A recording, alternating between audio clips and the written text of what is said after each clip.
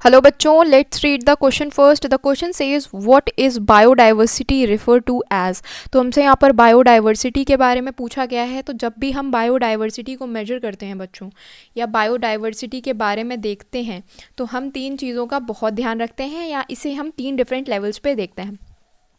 पहला जो होता है वो होता है जेनेटिक, तो जेनेटिक बायोडाइवर्सिटी. सेकेंड जो होता है वो होता है बच्चों स्पीशीज़ बायोडाइवर्सिटी. और जो थर्ड होता है, third and last is ecological biodiversity.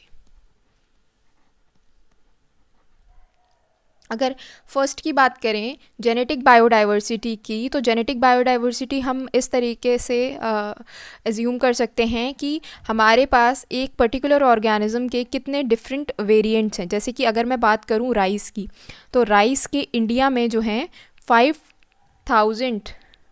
50,000 strains तक हमें देखने को मिल जाते हैं कि इतने डिफरेंट वेराइटीज़ हैं, इतने डिफरेंट जेनेटिक कॉम्बिनेशंस हैं, जो कि हमारे पास 50,000 अलग अलग स्ट्रेन्स जो है राइस के आपको देखने को मिल रहे हैं.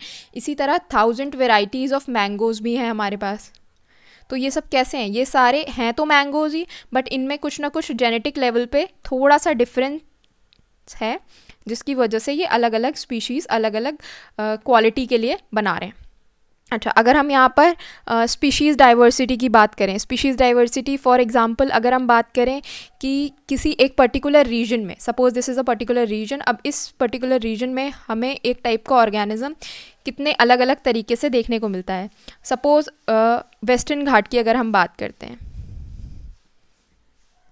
तो यहाँ पर हमें बहुत सारे डिफरेंट एम्फीबियंस की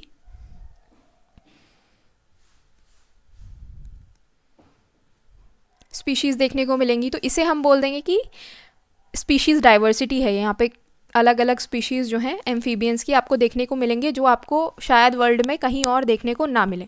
तो इसे हम क्या बोलेंगे? इसे हम बोलेंगे स्पीशीज़ डाइवर्सिटी. तो ये भी हम कंसीडर करते हैं जब भी हम बायोडाइवर्सिटी की बात करते हैं. अब अगर हम बात करें इकोलॉजिकल बायोडाइवर्सिटी की, तो इकोलॉजिकल बायोडाइवर्सिटी के लिए हम देखते हैं एक पर्टिकुलर रीजन में, एक पर्टिकुलर पूरे एरिया में कितने टाइप के हम जो है डिफरेंट सिचुएशंस या टेम्परेचर, बेसिकली अलग अलग टाइप की जो है क्लाइमेट देख सकते हैं. तो अगर हम इकोलॉजिकल बायोडाइवर्सिटी की बात करें, रेफरेंस देते हैं जैसे इंडिया में हमारे पास डेजर्ट्स भी हैं,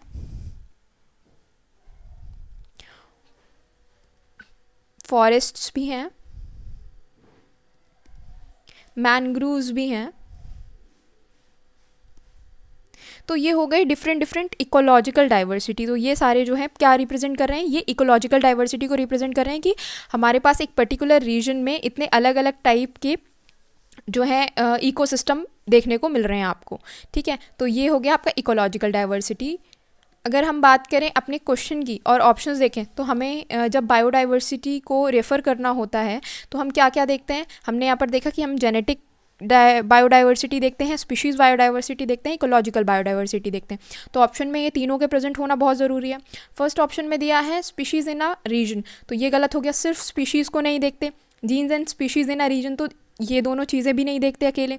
genetic, species and ecological diversity in a region, तो हम ये तीनों चीज़ें कंसीडर करते हैं जब भी हम बायोडाइवर्सिटी को रेफ़र कर रहे हो. तो ये हमारा करेक्ट ऑप्शन हो जाएगा. इसी तरह fourth, gene and species in a ecosystem, तो बच्चों ये भी गलत हो जाएगा, क्योंकि यही दोनों चीज़ें हम सिर्फ नहीं देखते इन इकोसिस्टम, हम तीनों चीज़ों को कंसीडर करते हैं, चाहे वो जेनेटिक हो, चाहे वो स्पीशीज़ लेवल पे हो, चाहे वो इकोलॉजिकल लेवल पे हो. तो हमारा करेक्ट आंसर हो जाएगा ऑप्शन नंबर 3. होप आप लोगों को ये सोल्यूशन समझ में आया बच्चों. Thank you, all the best.